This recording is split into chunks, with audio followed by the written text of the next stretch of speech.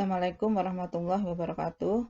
Yang kami hormati Prof. Kartono dan Bapak Dr. Mas Rukan selaku dosen pengampu mata kuliah Asesmen Dinamik. Perkenankan, kali ini saya Siti Maslihah mau mempresentasikan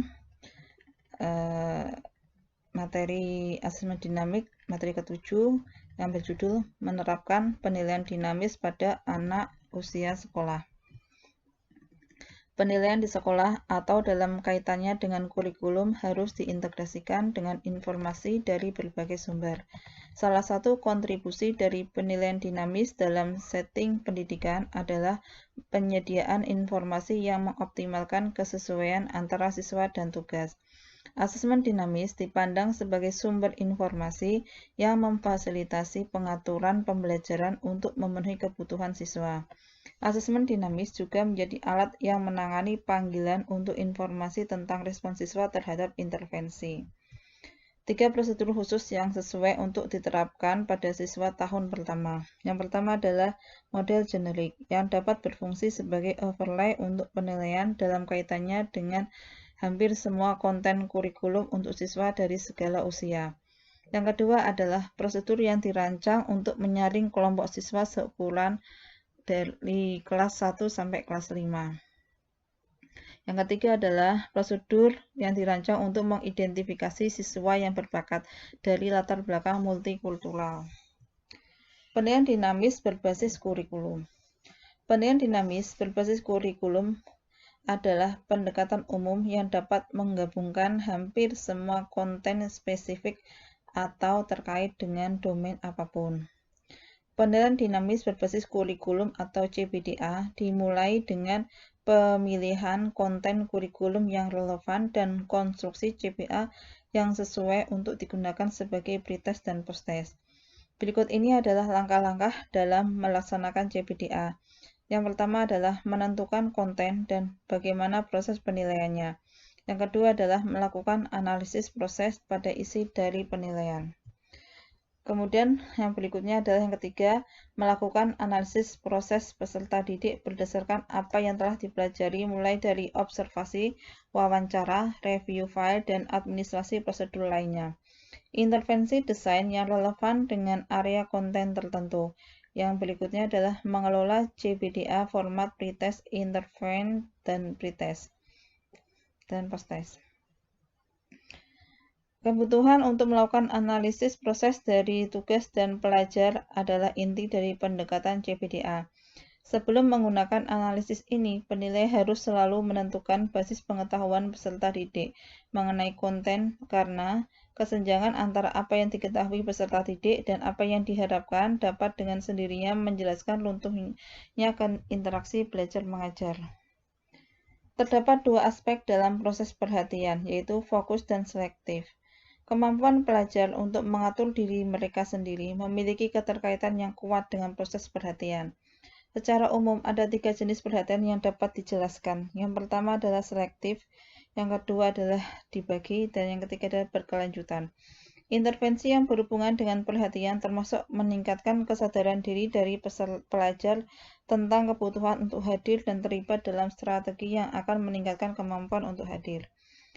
Persepsi adalah proses aktif yang mencakup pencarian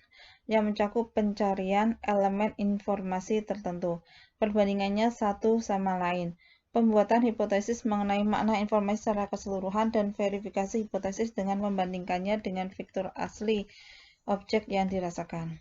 Persepsi melampaui deteksi stimulus dan meletakkan dasar kerja untuk kognisi. Penilai dapat mengkomunikasikan kebutuhan untuk memperhatikan fitur stimulus kepada pelajar dan membantu pelajar mencatat fitur-fitur khusus yang relevan dengan meningkatkan arti penting fitur ini. Memori.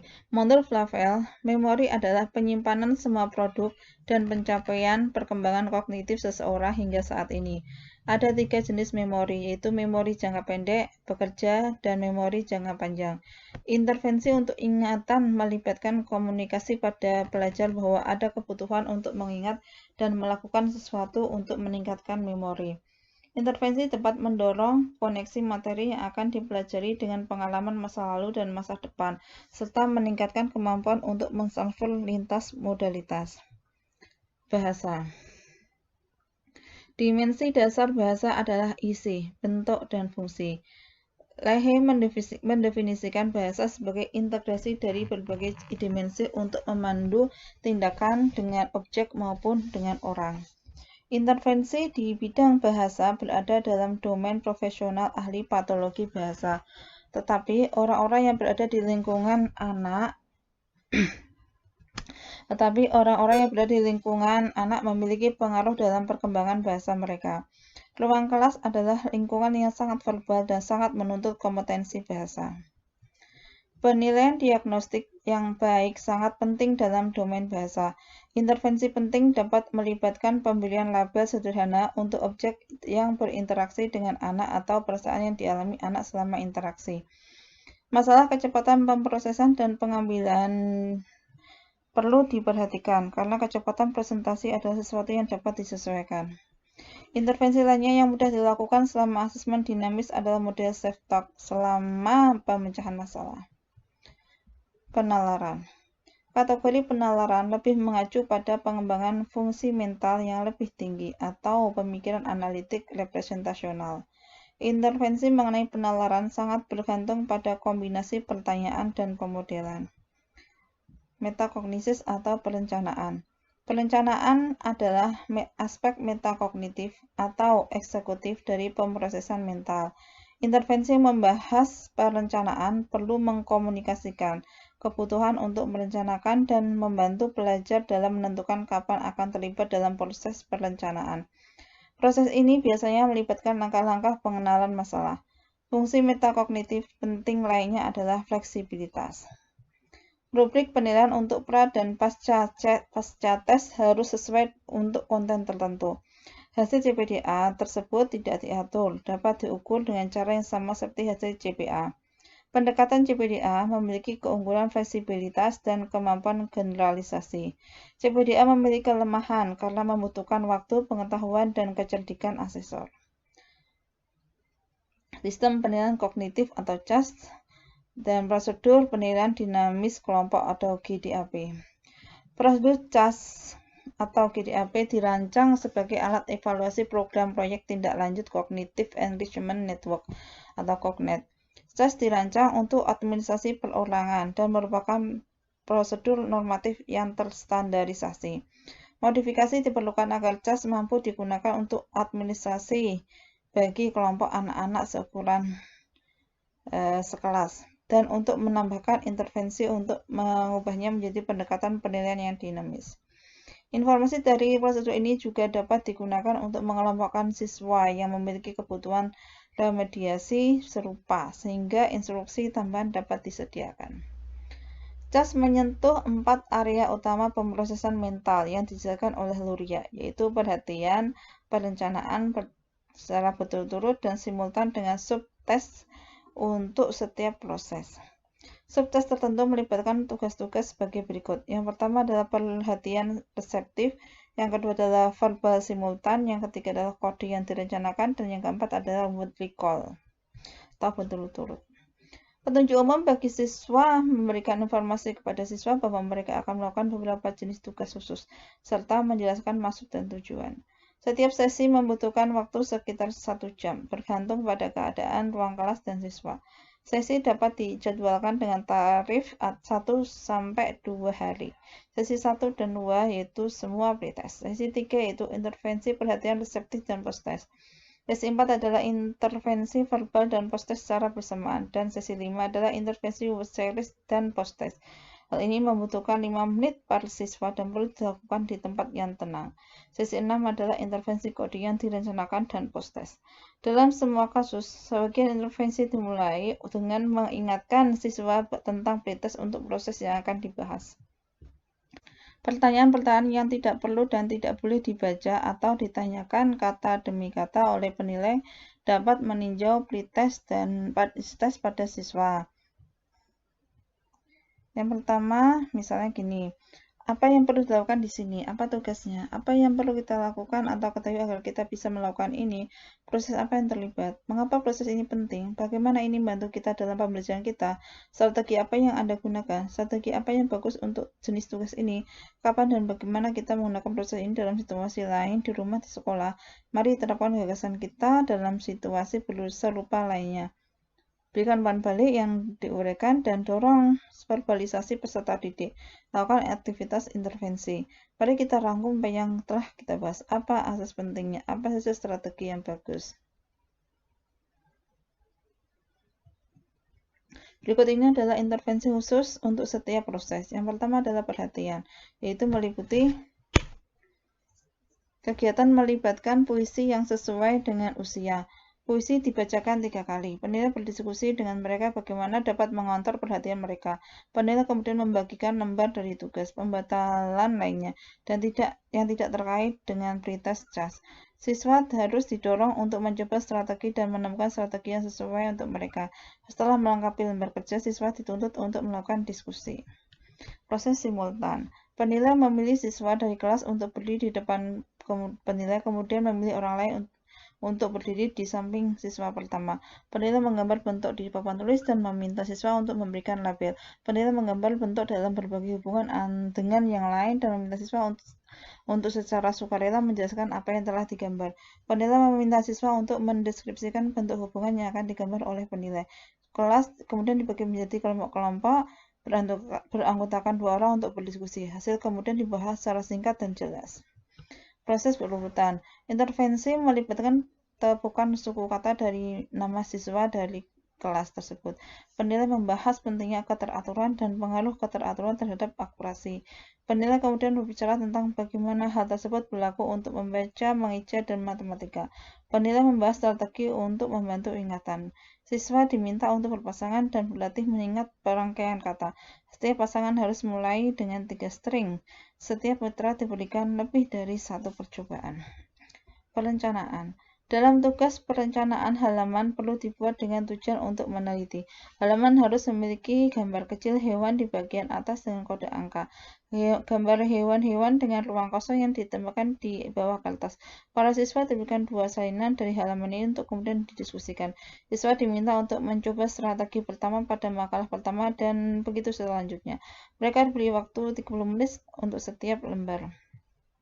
Penilaian. CAS atau GDAP berguna untuk merujuk pada informasi normatif dalam kasus pretest siswa yang berprestasi di tingkat rendah dalam hubungannya dengan teman sekelas. Informasi skor mentah dari prosedur ini dapat digunakan untuk informasi tentang fungsi siswa relatif terhadap siswa yang lainnya di kelas. Dilakukan hanya terkait dengan pengambilan keputusan tentang rujukan tindak lanjut. Informasi skor mentah dari prosedur ini dapat digunakan untuk informasi tentang fungsi siswa relatif dan siswa lain di sekolah. Sebagai prosedur penyaringan, informasi pretest dan posttest harus digunakan secara baik untuk mengidentifikasi siswa yang membutuhkan penilaian diagnostis lebih lanjut. List dan Greenberg melakukan penelitian dengan 75 siswa dari kelas reguler. Dalam penelitian menunjukkan hasil 3 dari 4 skor post-test berkorelasi secara signifikan dengan skor tes peserta membaca standar, sedangkan tidak ada korelasi dengan skor pretest yang signifikan. Pada tahun 1997, Jepsen dan Miller menyelidiki hubungan antara skor CAS, GDAP, membaca standar, dan skor matematika pada 66 siswa dengan berbagai cacat fisik dan mental. Hasil menunjukkan 3 dari 4 subtes menunjukkan bahwa perolehan pretest ke posttest yang signifikan. Jepsen dan Leach menyelidiki reliabilitas dan fasilitas CAS atau GDAP dengan menilai yang sama dengan Leach, Jepsen, dan Miller. 4 tes ulang CAS atau GDAP diberikan kembali pada peserta untuk menilai reliabilitasnya. Dalam proses perkembangan perlakuan dan kelompok kontrol tidak ada perbedaan untuk perhatian. Dalam kasus perencanaan, pretest untuk kelompok diperlakukan secara signifikan, lebih rendah daripada kelompok kontrol. Untuk kelompok kontrol baru yang terdiri dari 22 siswa, hasil pretest CAS atau GDAP mereka dibandingkan dengan IQ. Mengidentifikasi mahasiswa minoritas berbibit dengan penilaian dinamis. Penilaian dilakukan berdasarkan pada permasalahan yang menyangkut penentuan kelayakan siswa dari latar belakang minoritas dan imigran untuk program berbakat. Rizal Makrim pada tahun 2001 dengan bantuan 2 mahasiswa pasca sarjana mengatur prosedur penyaringan. Prosedur yang dipilih memberikan masukan pada proses identifikasi oleh semua pihak terkait, termasuk guru, orang tua, dan teman sebaya dan teman yang lainnya. Timbangan evaluasi berbakat dan berbakat tes keterampilan dasar (EOA). Kuesioner sosiometri, kuesioner orang tua, prosedur penilaian dinamis, kelompok dari subtes perhatian dari CAS dan atau GDAP. Setelah menyelesaikan penyaringan, penulis meninjau hasil dan memilih siswa yang mendapat skor di desil teratas. Penilaian individu meliputi 4 materi penilaian Kaufman untuk anak-anak, tes kemampuan nonverbal Niggleri, dan wawancara siswa. Instruksi untuk memodifikasi NNAT untuk penilaian dinamis adalah sebagai berikut. Yang pertama adalah intervensi dynamic assessment untuk NNAT dirancang sekonservatif mungkin, namun mewakili mediasi yang bermakna bagi siswa. Mediasi melibatkan 3 langkah, yaitu yang pertama, siswa diberitahu apa yang telah mereka pilih dan bahwa anggapan pertama ini tidak benar. Yang kedua adalah penilai mengarahkan perhatian mereka pada rincian matriks jika siswa tidak memberikan tanggapan yang benar setelah langkah 1. Yang ketiga adalah penilai membentuk mereka melalui solusi yang benar dari item tersebut. Jika siswa tidak memberikan jawaban yang benar setelah itu langkah 2. Para siswa kemudian diminta untuk menyelesaikan sendiri sisa-sisa item yang telah mereka lewatkan tanpa intervensi lebih lanjut. Identifikasi sebagai tempat berbakat didefinisikan sebagai kinerja pada suatu di atas persentil ke 97 pada 2 hari 3 hari. Siswa harus memperoleh skor dalam kisaran 3% teratas di 2 ukuran, bukan dalam 1 ukuran. Para guru menyelesaikan grades untuk semua anak di kelas mereka menggunakan skor 127 atau lebih. Regresi logistik digunakan untuk menentukan tindakan screening yang merupakan prediktor terbaik dari status berbakat untuk total kelompok. Cara untuk menentukan status akhir berbakat cukup beragam. Regresi logistik digunakan untuk menganalisis kontribusi relatif dari tindakan yang telah diberikan secara individual untuk menentukan status berbakat. Intervensi ditambahkan ke NNAT untuk membuat ukuran penilaian dinamis untuk administrasi individu pada peserta dalam penilaian ini. Hasil penelitian menunjukkan sebagian besar keuntungan yang dibuat oleh siswa setelah dibagi intervensi dari penilaian dinamis melebihi keuntungan yang mungkin didapatkan dari pemberian ulang tes tanpa intervensi. Penggunaan skala peringkat pengalaman pembelajaran dimediasi untuk konsultasi guru. Skala peringkat pengalaman belajar yang dimediasi dirancang oleh Leeds pada tahun 1991 sampai 2003 untuk mengevaluasi perbandingan mediasi dari mediator utama seperti orang tua dan guru. Meskipun skala tersebut digunakan untuk tujuan penelitian dan diagnosis, nyatanya skala ini juga dapat digunakan untuk konsultasi instruksional. Pada skala ini, konsultan bertugas sebagai pengamat dan penilai. Guru menilai tingkat penguasaan anak di akhir setiap sesi dan juga penilai independen mengamati interaksi guru dan di akhir proyek. Dalam menerapkan jenis desain ini, yaitu perilaku ke jenis tugas atau kognitif, penulis tidak mengharapkan penurunan perilaku target setelah penarikan intervensi. Demikian pesan saya. Atas kekurangannya, saya mohon maaf yang sebesar-besarnya. Assalamualaikum warahmatullahi wabarakatuh.